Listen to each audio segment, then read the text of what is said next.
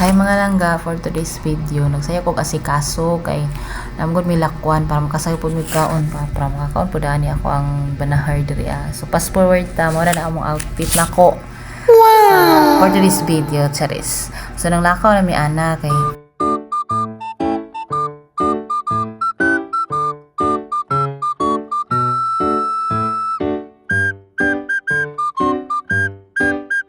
So ako mga kauban dira, akong duha ka mga chikiting to si cutie na nagpara na dahil magsikad kay para paadto na mi sa mga agtuan no kay nara ba mi hinalay nya kay medyo dagom-dagom. So yung kung sayo na lang ta mag-adto kay para asaya po ta makauli itirian lang ta man adto. So mao to naglakaw na mi kay mangita lagi trabaho ani ni cutie.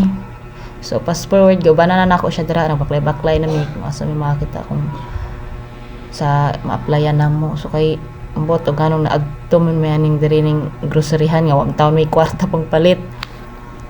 Amo na lang ginang gituyok kay murag amo na lang gikuan ba kaning gisuroy-suroy kung asa dapit. So katawa mi dira kay nadiha ang tambal sa tanan kanang nadiha sa mong likod.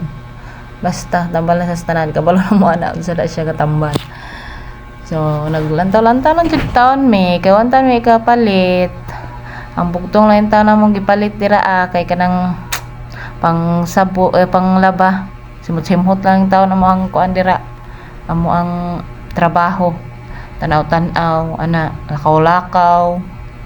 Kung unsay magustuhan puhon balikan na magkatrabaho ni cutie. Charis lang. So, mao na among kami sabon. Ito para siya diri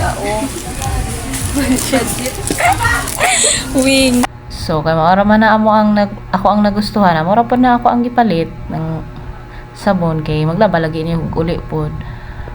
Gamayng ano, mao na guys. Thank you for watching.